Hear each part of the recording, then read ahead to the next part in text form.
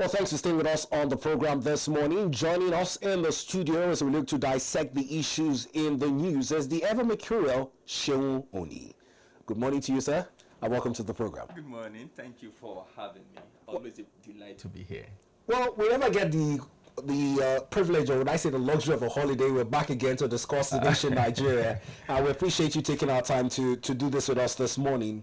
Let's begin at the very top. The essence for the season for many Muslim faithfuls and the Christians still fasting during Lent. The Eid-al-Fitr concluding today, celebrations seem to be low-keyed. There are reports on the Punch newspaper this morning that even traders are lamenting low patronage. I don't know if your publication also has a piece on this. What's the true situation of the story?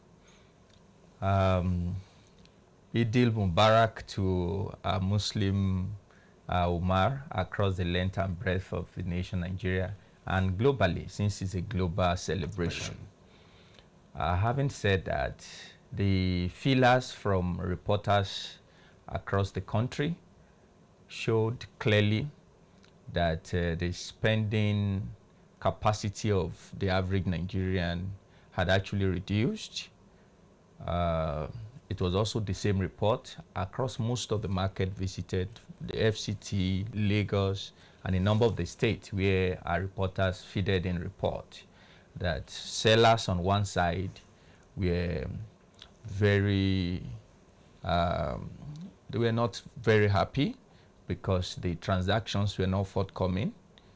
You know, the beauty of a season as this is that transactions, the volumes of transaction usually multiplies because even those who ordinarily will not go to the market to buy certain type of staples will definitely want to, just having a feel of the Yuletide, we want to go to the market, make purchases and things like that. But the sellers on this side were very clear that the volume of trading was very low.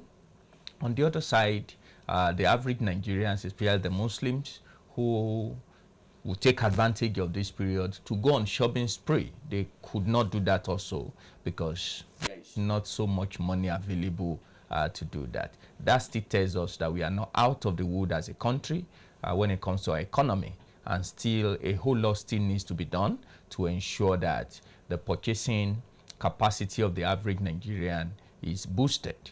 Of course, cost of food, cost of rent, cost of food, some of those things that have taken a huge chunk out of the average savings of Nigerians. Now, talking about things that can be done to remedify the situation, just citing the implementation of the 77,000 naira monthly allowance for NYSC core members, one of the reports that also came into the studio is that despite this increase, the true value and strength of this currency seems not to be, would I call it a par with the increase. It should have reflected some disposable income or purchasing power. But you find the same complaint even amongst persons who earn from the private sector. What could be done? Is it in bringing down inflation as was promised, or in returning subsidies to the food and agricultural sector? The truth needs to be told. We can't see what everyone desires to see in the short term. That is the truth. Any honest analysis of the current situation we find ourselves will tell you that it's not something to expect in the short term. But in the medium to the long term, certainly we will see that if the current projections, all things being the same, because these are just mere postulations, there are vagaries that can alter those postulations. For instance, we are beginning to see that in the coming weeks, the more touted Russia-Ukraine issue might be coming under a measure of control. The moment a US president comes out and he tells any nation, some people are saying it's Russia, but even Russia itself knows that the game might be up when the US wants to push you to a corner and is beginning to make very unambiguous, loud a message that I'm pissed off, I'm not happy with the way you are dilly-dallying with the negotiation. So we might be seeing peace on one side from that area. The story also coming from the Middle East, the Ahmad-Israel situation, which had largely also affected the pricing of oil, of course, the OPEC basket.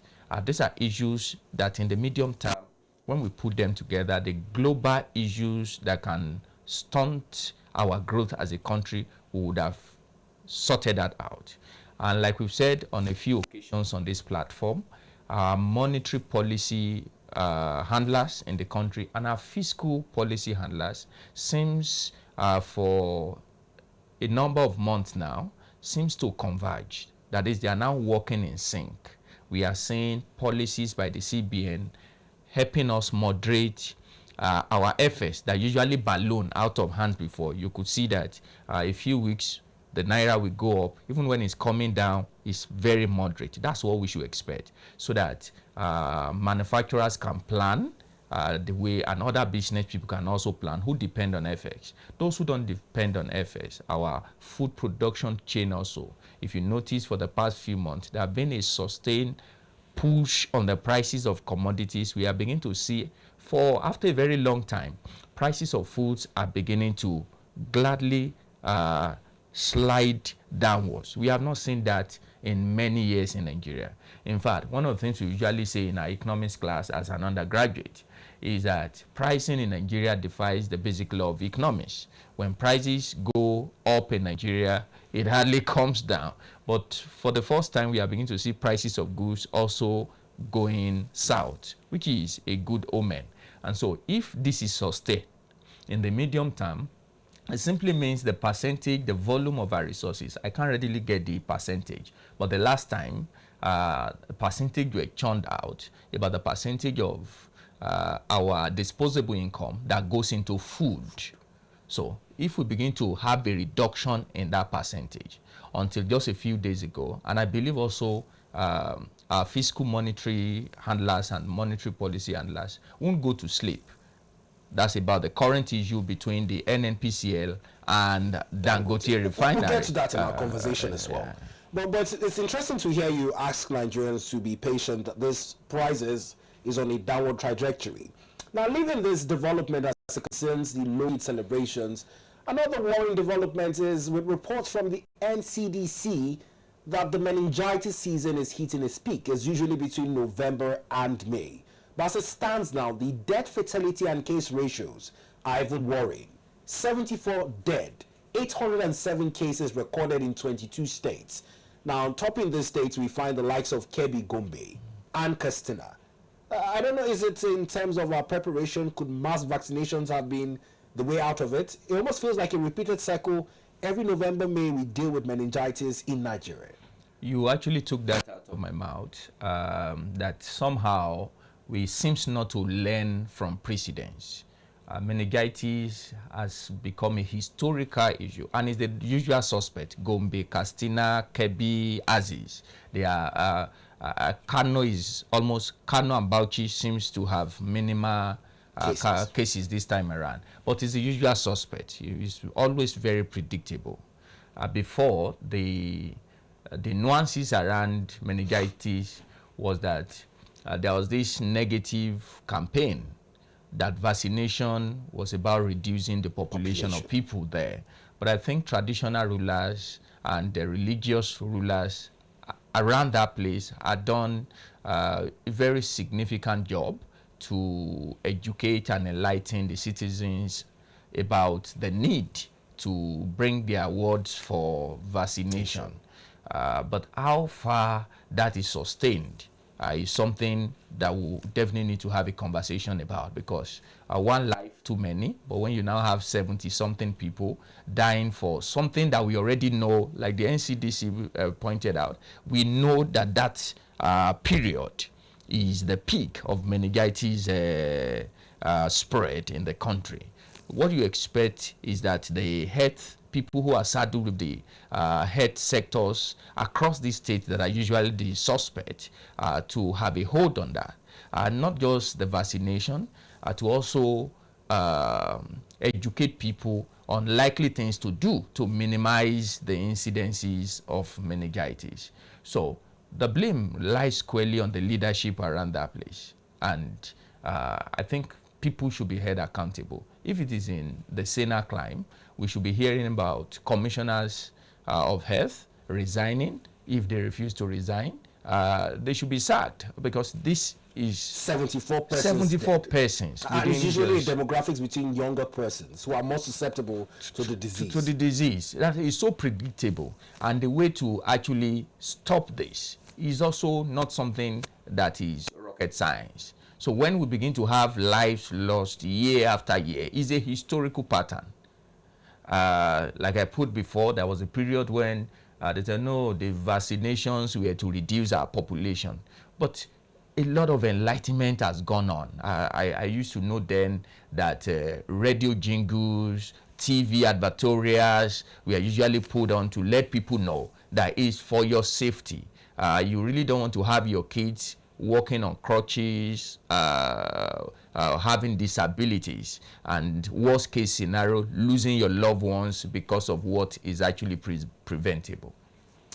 Well, more reports on this will be filed by our health correspondents in the wake of the alarms raised by the Nigerian Center for Disease Control Director General, Dr. Jide Idris, who talked about the worrying alarm of over 807 cases recorded in 22 states and the FCT. And sadly, 74 persons have been recorded dead. Usually, cerebrospinal meningitis peak season is from November to May, and in this period, associated with the dry and harsh weather conditions, more health concerns have been recorded in this instance. Now, moving on to our third item in the news, which Mr. Seun had raised while we were discussing point number 1 earlier, is this hike in the price of PMS that subsequently affects almost every commodity in the country. Now, it's stemming back to this broken relationship between Dangote and NNPCL in one of the promises that Nigerians applauded to even strengthen the Naira. That's the Naira-for-Crude deal, which is now stalled. We hear talks are supposed to resume today. But how positive are you that the stations are already hiking their prices would, much like you said, the tradition of prices going up and never going south? Sadly, is a concerning issue. On Sunday, I had cause to drive to refuel, and I traveled. I went about 4 or 5 filling stations before I could get fuel. And so it was at that point I was telling someone who was seated beside me in the vehicle that we might just be seeing a number of fuel stations deliberately hoarding their fuels because of this stalled negotiation between the NNPCL and the Dangote refinery. The reason why whosoever is in charge of this negotiation must take it more seriously. You know, there was a point when the minister promised that everything will be handled in a very expeditious manner. The reason why they must handle this in even more expeditious manner is because the moment there is a hike in the price of fuel, like you had said, it will affect virtually every other activity in the country. And we are beginning to see that. You know, the funny thing on Sunday was that my fuel gauge was just a bit on the left side of the half mark. But by the time I got to the filling station, the thing was almost down. That's in search to refill. In search to refill. I've used, I really don't know how many liters, but I was actually pitying myself that I would have just stayed home instead of traveling. It was a travel. I left, went around, was driving through my place in Kugwa. I couldn't see. I had to travel out of the place. It's becoming alarming, and they need to ensure that they don't drag this, because if they drag this any further, we might begin to have a major dent on the appreciable economic progress we've recorded in the past few weeks. And it's not going to be in the interest of the government. Now, talking about interest, there's also foreign interest. Dangote seems to pride himself in having one of the highest quality products, and we're looking at interest from across Europe, where his product is now gaining kind of a popularity. And looking at the fact that it's targeted at profit as a business person, Nigeria is also, or should I say Nigerians now, are also skeptical of him getting a better deal in this Naira-for-Crude, and, you know, the Western world somewhat being the beneficiaries of this sweetened deal. I really think anybody who thinks like that, Brian, is not honest. Dangote is a business concern. The primary reason why he established the refinery was to make profit. That's the truth. The second thing you must look at is that as a nation, we are not self-sufficient when it comes to fuel. I forget all the hue and cry by NNPCL. They don't have what it takes, at least as of today, to ensure that we don't run into a hitch about our fuel consumption level. So it's still in the interest of Nigeria as a nation, our sovereignty, that we have a giant player. We have seen that they have the capacity. Other nations are now wooing them to supply them fuel. So they have the capacity. So it's in our interest to ensure that their profit interest is covered, while also the interest of the nation, not to get to a place where the long queues will return back to the fuel stations, becomes the order of the day. We must be able to find a balance there. This idea of he want to get crude at a cheaper rate in Naira and begin to ferry it somewhere is a business person. He's going to negotiate in order to make as much profit as possible. But that's also the reason why a business concern like NNPCL must also come with the data. All right? They also are selling this crude to also make profit. So they must agree, have this midpoint, what we call the midpoint, where the interest of the nation, we needed money, yes, that's correct, but also we needed energy security, where an average person, you saw the statement by the president during the Salah visit. Of course, he knew that the subsidy is gone, precipitated a whole lot of issue that it was quite unambiguous. It was not part of my speech. So those who planned the number of economic things to be rolled out actually never envisaged that type of what you call more like a gate crash. It just gate crashed that idea into his speech, and it turned the whole economic architecture that they had in mind. And what we have gotten ourselves into this point, that somehow they've been able to troubleshoot the initial crisis. But if they allow these negotiation to stall any further, we might be having a reversal of some of the gains that we are beginning to have. And like I said, it's not in the interest of the government, neither is it in the interest of the citizenry. But when it comes to Dangote, when all these are actually going on, they came and said, we will start selling in dollars. And there are nations who are already queuing to collect the next batch of the fuel from Dangote refinery. Well, talking about nations queuing to benefit from Nigeria, our next issue in the news is somewhat one of those questionable issues of a good gesture turning into a regional issue, and how states broker these diplomatic ties between one another across border lines. Now, the idea of a continental free trade agreement was one that would see imports going on within a bloc. Take, for instance, the West African states under ECOWAS. But now we have these three Saharan states, one of which is Nigeria, that has been asking Nigeria for fuel aids. Yesterday, the news broke that Mali, Burkina Faso, and Niger are looking to impose a 0.5 import levy on goods from Nigeria, in general, whatever goods you're importing. In the wake of this plea to get fuel aids from Nigeria, I don't know, is this an issue ECOWAS should look into? Is it a Nigerian issue? How do you visit such a conversation today? When I saw the news, when the news filtered in, I had to rush to be sure that it's not one of those misinformation. But true to the color of autocratic leadership, it's just the usual thing for autocratic leadership. They usually have this hard stance on issues.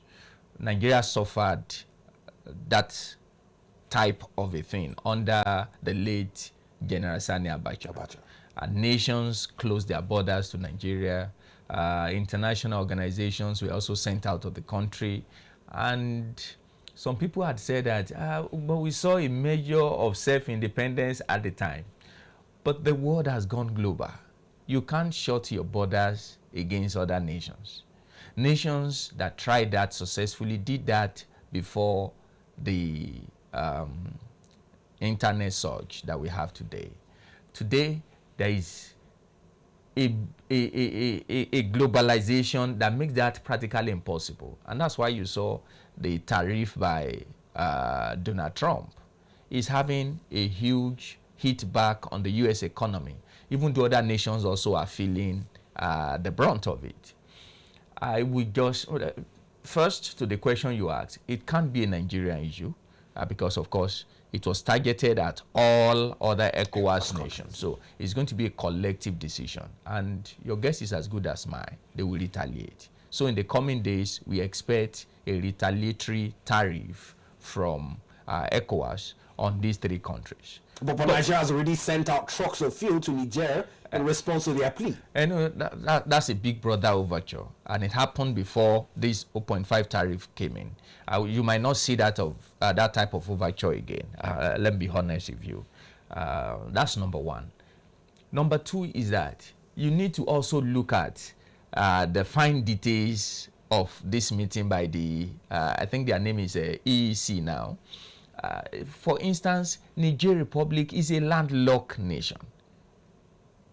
And it just does not make any economic sense to put yourself in this type of a difficult situation where the major import into your country, you don't have any place to receive it. You either come through Nigeria or you go through Benin Republic or the other adjoining nation to get your imports in.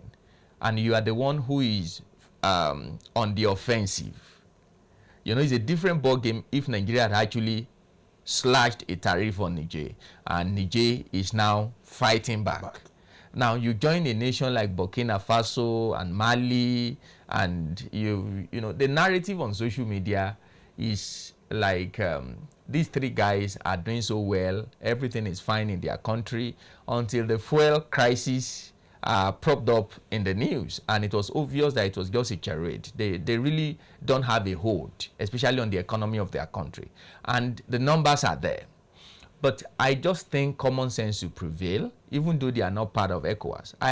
My thinking was that ECOWAS would have taken the first shot. But the reason why they did take the first shot in threatening them when they looked to pull out with the sanctions we saw, strict sanctions on both of these countries at first before they were now joined by Mali. But these sanctions did not seem to deter them. No. If you followed what actually happened, Nigeria was the one who actually sanctioned Niger. ECOWAS was just all mouth, no actions. That was what happened. In the threats of having a standby force. Of a standby force. And they have actually been more tilted towards shuttle diplomacy. They've sent a number of former heads of states to go to these countries to see how to call them back to the fold. And I think that's why they have never been all out tariff slash on these three countries. It was Nigeria initially who took the hard stand on electricity, and we shut our borders against Niger. But I think there will not be any justification now why we won't return those things, especially if ECOWAS is still a bit hesitant. I know the conversation around ECOWAS is that if we take the hard stand, it will be difficult to have them. But now that they have gone on the offensive, I really think ECOWAS will not fold its hands and watch this people slash 0.5% tariff on all commodity except, you see the funny side, except if it's maybe AIDS and humanitarian aids coming in. That was being smart by half, but because I really don't know any nation who wants to give a humanitarian aid to a hostile sovereign nation. I really don't know. But I'm sure in the coming days, ECOWAS is going to also retaliate. Now, one of the things that they're proposing that they say is lacking within the ECOWAS state is more of a mobile passport that allows for free movement between these three states. And they are proposing it as one of the alternative things they're doing differently from ECOWAS, citing that even with the African Continental Free Trade Agreement, there seems to still be the issue of fluid migration from one ECOWAS member state into the other. That's what you call calling a dog a bad name in order to hang it. Even the European Economic Union, which is the most celebrated economic union in the world, they still have issues. If they don't have issue, why will the UK, for instance, pull out of that type of arrangement? Every nation, every amalgam of human beings, we always have his shortcomings, we have his strength. But the overriding truth is that these three nations are better being in ECOWAS than being out of ECOWAS. They are better. Security-wise, these are three of the most challenged nations on earth. Islamic extremists have practically taken over a large swath across these three countries. And it is not a problem that started yesterday. It has actually become a perennial problem. So how that is not a major issue of concern to them, and they think pulling out of ECOWAS will be the answer, I really don't know. When it comes to economics also, these three countries have never been in the forefront of economic prosperity on the continent of Africa. They've never been on the subcontinent of West Africa. So where that boldness came in, I think, like I said earlier, is just true to the hard stance of kakistocracy. When military are in power, they think they can eat their cake, is that how he said, and still have it back. That's just the thinking of an average military person. And eventually, I think time will tell if this decision is in the best interest of the country. But my quick take is that it's just about power grab, and the moment you grab power, you will want to do everything to justify and perpetuate yourself in power. On a lighter note, I did see footages of a charity march organized by the junta leader in Burkina Faso. The likes of J.J. Okocha, Emmanuel Adebayo honored his invitation. It almost felt as though it was one of those places to a gallery to let everyone know that one is not so troublesome in Burkina Faso. I don't know if you caught a glimpse of it and care to share any words on it. I saw it, and and don't always be. I alluded to that. Don't always be swayed.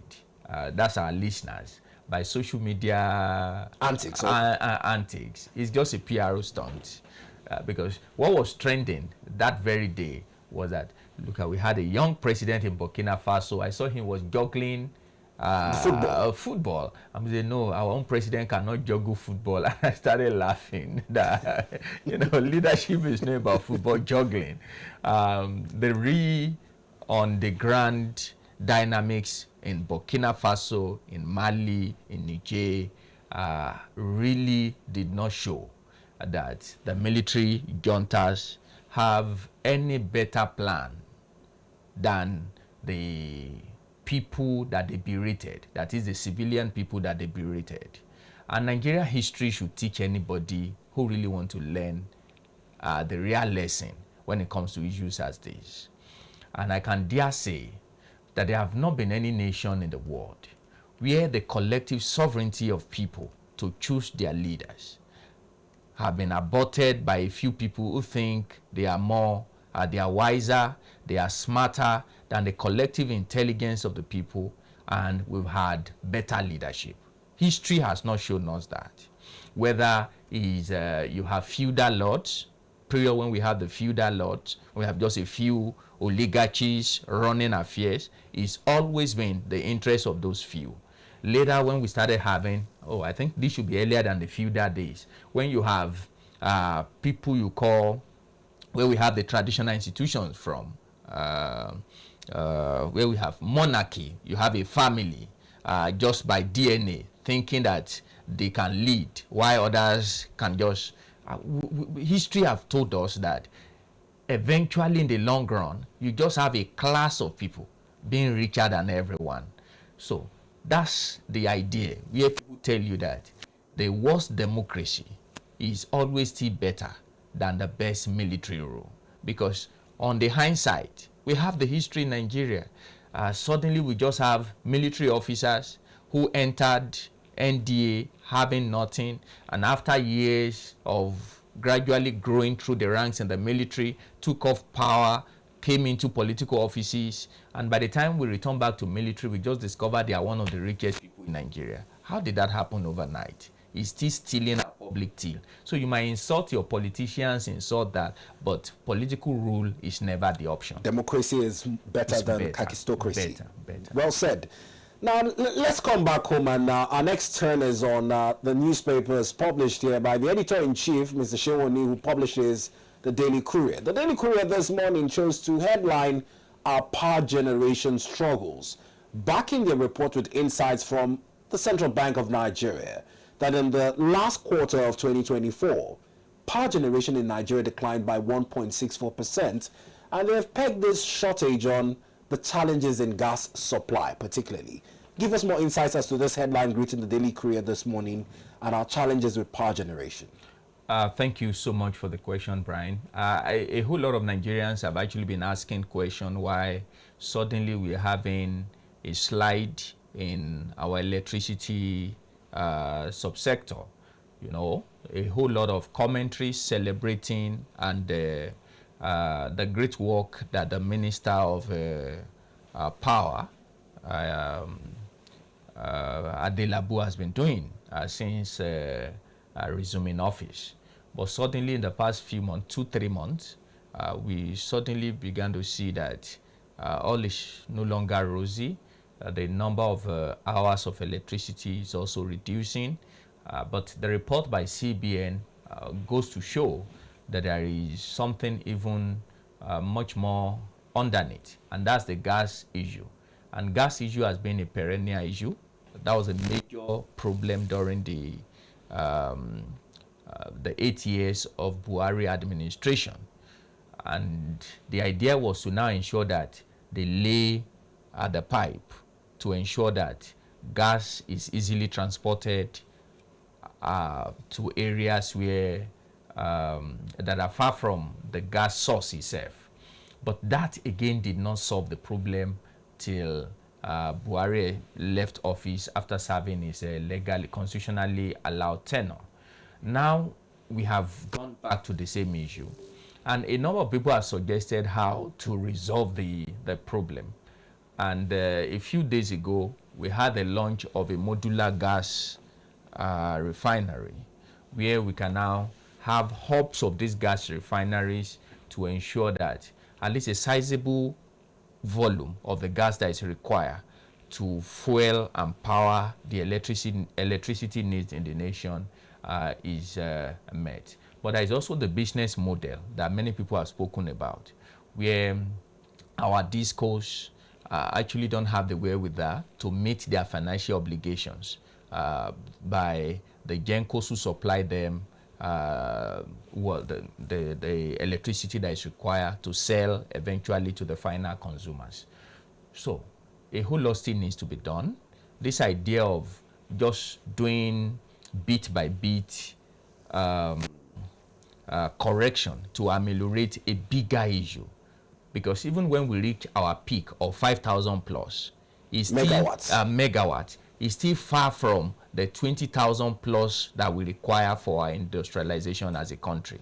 And so when we are now having a relapse, a reduction in that number, it says a whole lot. So I just think once and for all, the minister and other people in that sector must sit down and have a holistic overhaul of what's going on in the power sector, so that we don't travel 2 steps forward and we are going 4 steps backwards. All right, well said then. Let's turn our attention to another viral issue that has seen mixed reactions from across the country.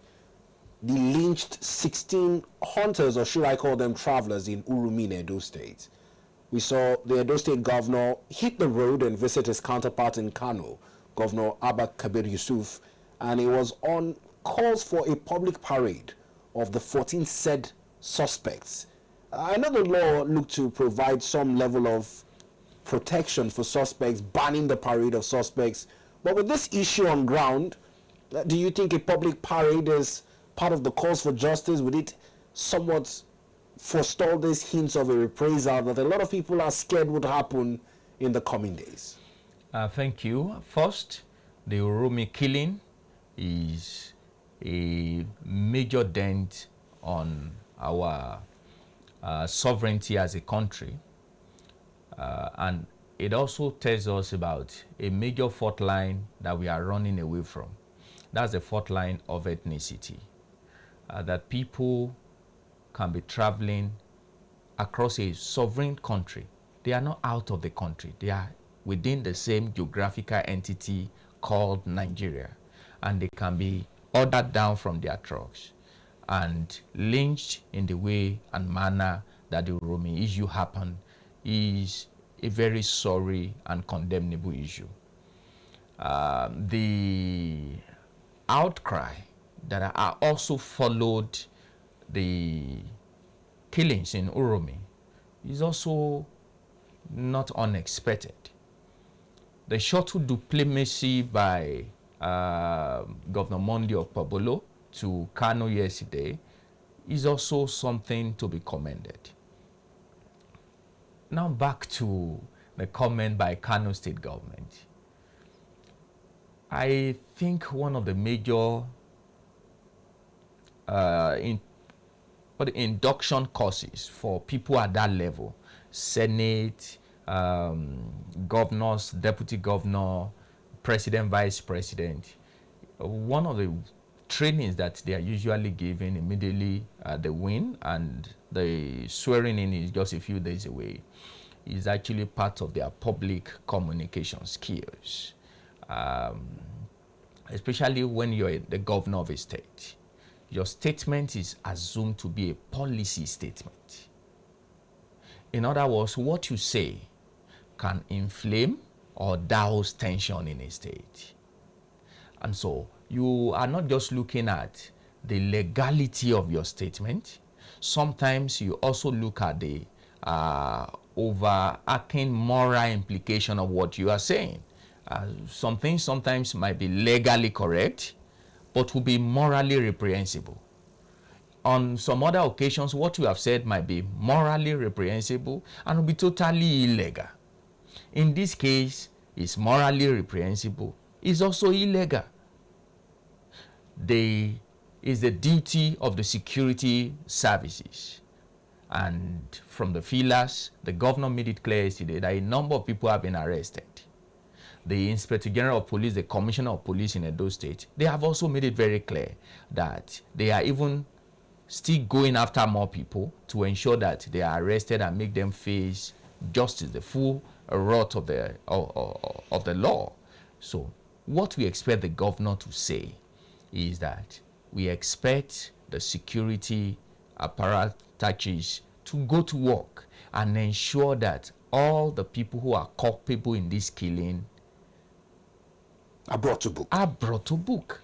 Full stop. No need for public parade, especially with the legality concerns. Public parade for what? What will the public parade, what will it do? These people have been, if they have been they've been detained. We hear that they've been also brought to Abuja. The next thing we should hear the day they will be arraigned in court. Let them get their lawyers, go through the whole hall of the legal process. If they are found culpable, let them be sent to the correctional centers. And that should suffice. That is how a leader speaks. And I think a whole lot of them have been trained to speak like that. But you know, sometimes our emotions get the better side of us. And like I said, the outcry that followed the killings is one that should not be unexpected. But as leaders at that level, we must actually measure what we say, how we say it, because we are not just speaking to ourselves, we are speaking to people who hold our words as policy. All right? Before you know, People might just come out and say, no, they are hiding something. They did not parade them the way our governors are, and it might escalate issues. And so that's why we must be careful what we say. Now yesterday, even during the condolence visit, we saw a group of protesters carrying placards hit the streets whilst the convoy of Governor Monday Okpebolo was approaching the government house to visit Governor Abba Kabir Yusuf. Is this a situation where this issue has been more or less viewed from the prism of religious sentiments or ethnicism, like you said, and even with the efforts on ground to manage the situation, there's still this palpable tension, particularly from the families of the bereaved? Like I did say earlier, the outcries were not unexpected, but I must say clearly here that the leadership from the two sides of the religious divide, they have actually handled the issues very well.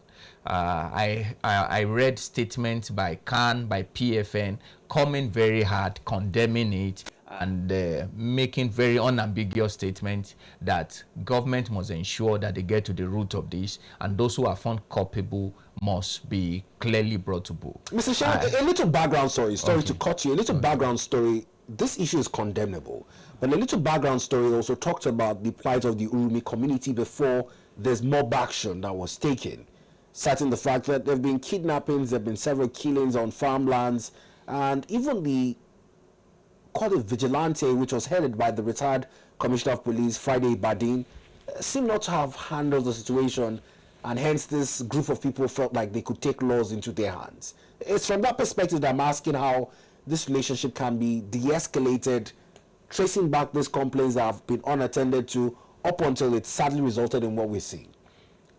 Brian, there is no way we want to justify what happened in Oromi. I've seen people raise this type of issues, and my immediate reaction is this: is that not why we have ways to handle issues as this? There is no justification for jungle justice on travelers.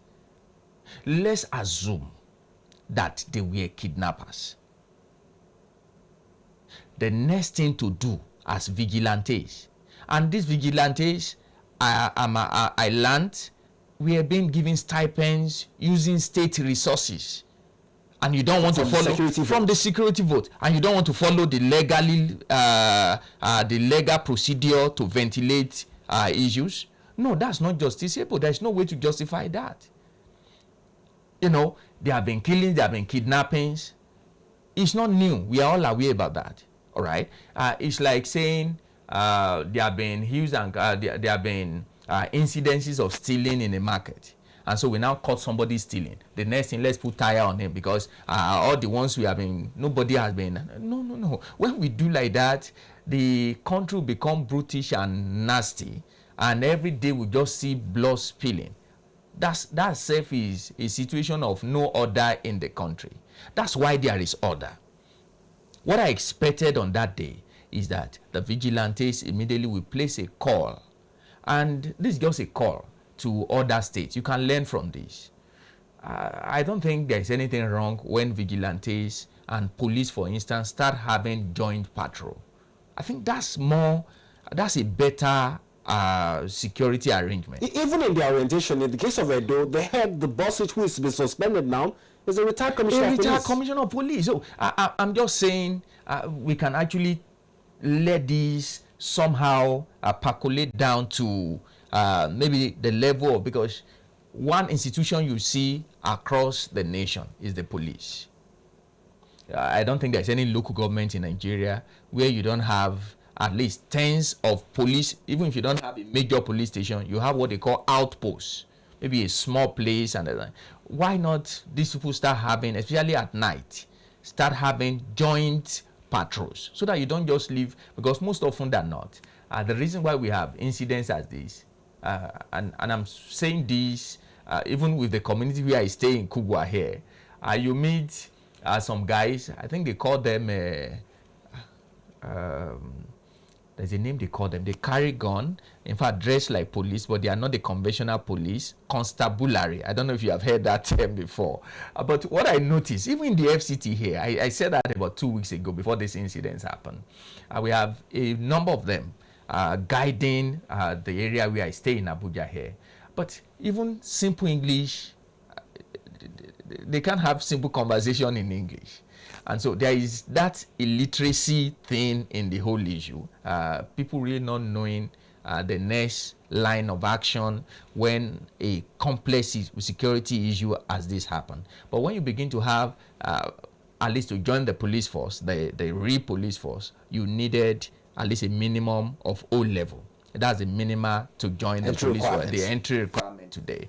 So there is an assumption, and they have gone through a measure of training.